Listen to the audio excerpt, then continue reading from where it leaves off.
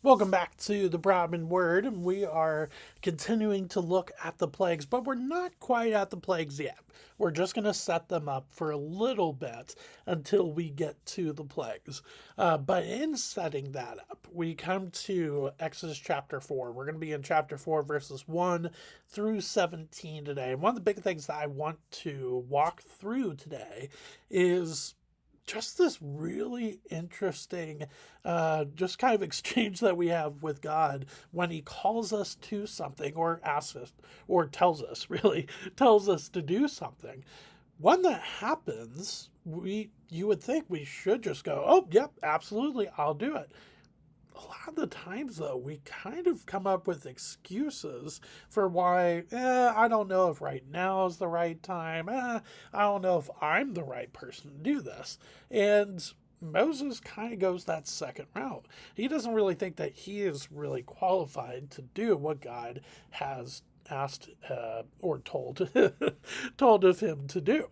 So we're going to look at that and see how God responds to all these excuses that Moses throws at the Lord. And so we're going to look at that today. So let's start in Exodus chapter 4, verse 1. Then Moses answered, "But behold, they will not believe me or listen to my voice, for they will say, the Lord did not appear to you." So going back to Exodus chapter 3, God gives the command to Moses to go back to Egypt to deliver his people Israel from Egypt.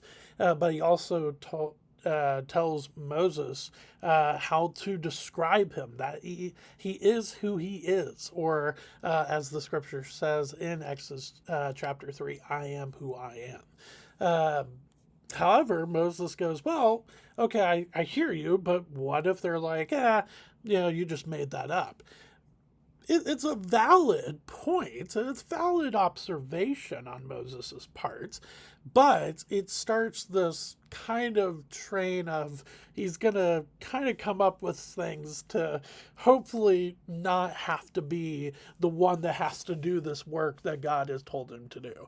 And again, I feel like I've been in that situation as well. And so for me to go, oh, that was wrong of Moses, I can't really say that, right? And so, but let's see God's response though. Verse 2. The Lord said to him, "What is that in your hand?" And he said, "His staff."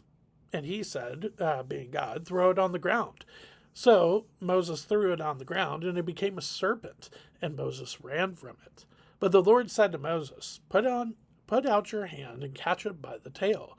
So he put out his hand and caught it, and became a staff in his hand, that they may believe that the Lord, the God of their fathers, the God of Abraham, the God of Isaac, and the God of Jacob, has appeared to you. All right, so this first sign that God gives to Moses has to do with his staff, but also a serpent. And I think there's a couple things with this here. First off, it's interesting just to see Moses' reaction in verse 3 upon seeing his staff turning into a serpent. He runs away from it, or he backs up from it very dramatically. Understood. Physically, not everybody's a fan of snakes. I don't mind them personally, but not everybody's a fan of them. Spiritually, your staff literally just turned into a serpent. That doesn't happen. And then biblically, though, I almost wonder if he is going back, Moses, I mean, could Moses be going back to Genesis chapter 3 and the fact that Satan was in the form of a serpent, or was possessing a serpent in Genesis chapter 3, and that's how the fall began. Uh, or that's when the fall happened. I think that's interesting. I think that could be an interesting point to look at. Um, However, knowing that Moses grew up in Egypt, I'm not sure exactly if you can make that connection with the serpent in Genesis chapter 3, with the serpent here in Exodus chapter 4. but it is interesting to think about for sure. However, though, I love the way that this is written. So in verse 4, you have the command to put out his hand and catch it by the tail, and then the action. So he put out his hand and caught it and became a staff in his hand. But then you go back to discussion or conversation between God and Moses, that they may believe that the Lord, the God of their fathers, the God of Abraham, the God of Isaac, and the God of Jacob, has appeared to you. So it's basically saying, look, if I can do this, which is turning a staff into a serpent, then you should absolutely believe in who I am and trust in me as well and depend on me. Especially knowing with all the just the back and forth that goes on between God and Moses and Pharaoh during the time of the 10 plagues that we're going to take a look at later on. So I think that is really interesting that that God is starting to try to build this trust between him and Moses. And I think that's really, really interesting to see, even though, of course, Moses is trying to get, okay, how do I tell the people that you are who you say you are? I think it's a great reminder for Moses that God is who he says he is. And let's be honest, you and I we definitely need to remind ourselves of that. Yes, we may not throw down a walking stick or or a staff and it'll turn into a serpent, but I would say constantly, we need to be in the word and reminding ourselves that God is dependable, that he is trustworthy, and that he is good. I think that's something that we could take from here with this first sign. But then God follows it up, not just with one sign, but two. Verse 6. Again, the Lord said to him, put your hand inside your cloak. And he put his hand inside his cloak, and when he took it out, behold, his hand was leprous like snow. Then God said, put your hand back inside your cloak. So he put out his hand back inside his cloak, and when he took it out, behold, it was restored like the rest of his flesh. All right, let's pause there. So why use this as the second sign? First, it's remarkable, just like the first one, where it's not like a sleight of hand. No pun intended, but it's not like a sleight of hand, like a magic trick. It's literally you put your hand in the robe and basically instantaneously take it out, and it is just completely disease ridden. And leprosy at that point, it was just a societal just death, basically. You were ostracized the moment that you were found to be with leprosy. And so for Moses, he would have been thrown out of the camp that he was staying with, which, going back to Exodus chapter 3, which was the family of his father-in-law, Jethro. They most likely would have absolutely thrown him out of the camp. He may have even been separated from his family as well, his wife and his children. So I think that's the stakes that are there with the hand being leprous. But then, of course, it doesn't end there. You put it right back in, take it back out, and it's completely healed. So it is a remarkable sign. But then God follows it up with more about how about how the Lord can be trusted. Verse 8. If they will not believe you, God said, or listen to the first sign, they may believe the latter sign. If they will not believe even these two signs, or listen to your voice, you shall take some water from the Nile and pour it on the dry ground. And the water that you shall take from the Nile will become blood on the dry ground. All right, this is really interesting. because one of the plagues, of course, is turning the Nile River into blood. So you're basically seeing a preview of this and a foreshadowing. It's not like God does this one time with Moses and then he will then switch it up. No, he is showing like, hey, this is what is coming upon Egypt. Now, does Moses know that? No, but it's interesting to see that we get a little foreshadowing there. I think that's interesting to see for sure. But now, so you have the two signs.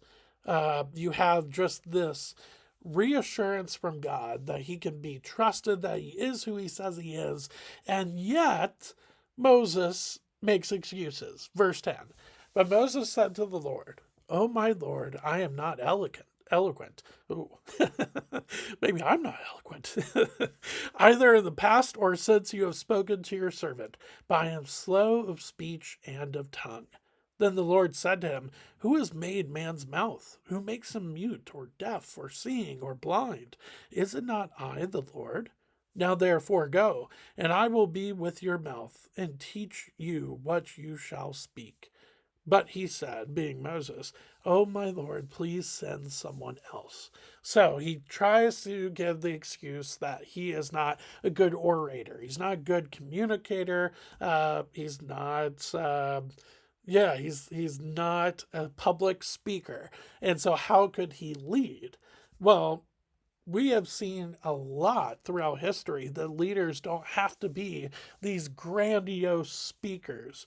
Don't get me wrong, being a public speaker can be absolutely helpful in leadership, but it's not an all in. And or was it? It's an all be all. But basically, you don't have to be a great speaker to be a great leader. And yet, that's kind of the way that Moses feels here. Now, does he actually believe that, or is he trying to use that as an excuse? I would probably say more excuse because of verse 13, but he said, "Oh, my Lord, please send someone else." It's not that he actually believes that because he can't speak, he can't lead. I think it's literally he just doesn't want to do it. He just wants to make an excuse. And the Lord responds with questions, rhetorical questions of that as well. Who has made man's mouth? God. Who makes him mute or deaf or seeing or blind? God. Is it not I, the Lord?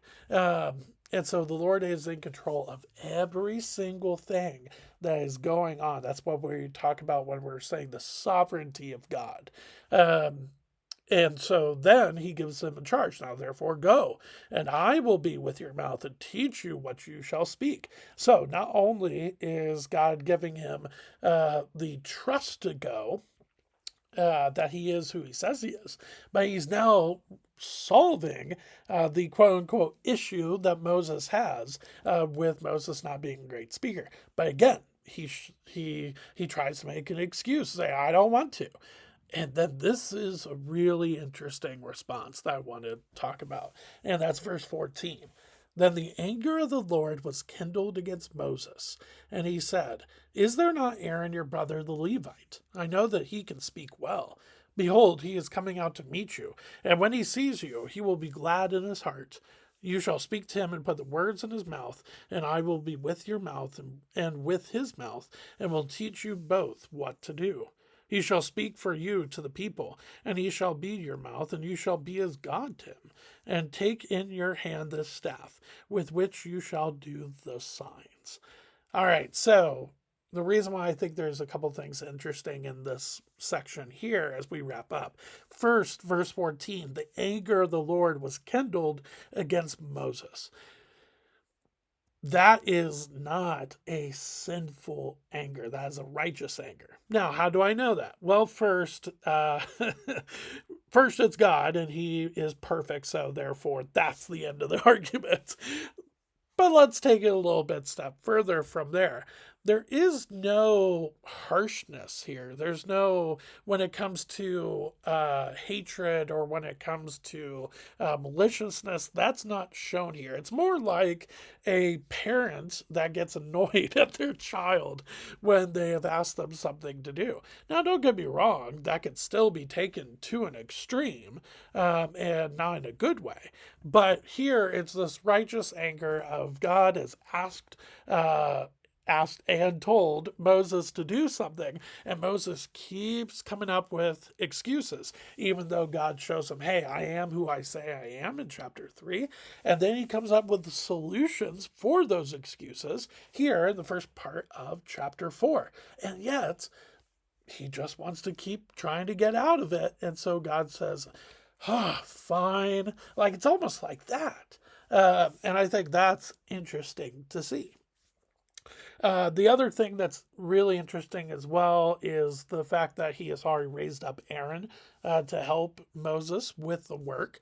And then finally, a lot of people sometimes get tripped up by this. When God is saying to Moses that Moses, is going to be like God to him being Aaron, it doesn't mean that Moses becomes like a demigod or like divine. It doesn't mean that at all. It's just showing that Moses, as the leader, as the prophet, he is the one who's speaking the words of God, that the Lord is speaking through Moses, which then is relayed to Aaron, which then is relayed to everyone else. That's what that means. It doesn't mean that Moses becomes divine or like a demigod. It doesn't mean that at all. And so I just wanted to make sure that that is clear. But you have this command that is now been given to Moses. And at the end of chapter 4, he finally starts to make his way to Egypt. Finally. And again, we will get to the hardening of the heart with Pharaoh in at a later point. But I did want to just go ahead and mention these few verses here in chapter 4, verses 21 through 23. And the Lord said to Moses, when you go back to Egypt, see that you do before Pharaoh all the miracles that I put in your power. But I will harden his heart so that he will not let the people go. Then you shall say to Pharaoh, thus says the Lord, Israel is my firstborn son. And I say to you, let my son go that he may serve me. If you refuse to let him go, behold, I will kill your firstborn son. So this is just, again, a foreshadowing. When God says to Moses, hey, if these two signs don't work in front of the Israelites, there is a third sign, which is pour a little bit of water from the Nile out, and it will become blood. But here we have, so that's a foreshadowing of one of the plagues, and then another one here with the death of the firstborn, and specifically Pharaoh's firstborn as well. But I think that is interesting to keep in mind because, again, it's just showing that the plagues were not just a random thought. No, it is a very much planned plan and event that God has in store for Egypt, but also for Israel to observe as well. And so just wanted to make that note. But again, when it comes to the hardness of heart, we will get there. We will talk about that, but just not quite yet. So with that being said, thank you for spending a little bit of time with me today. Next time we will continue to set up the plagues and with a little bit of a confrontation between Moses and Pharaoh. So we will get to that on Thursday. Thanks.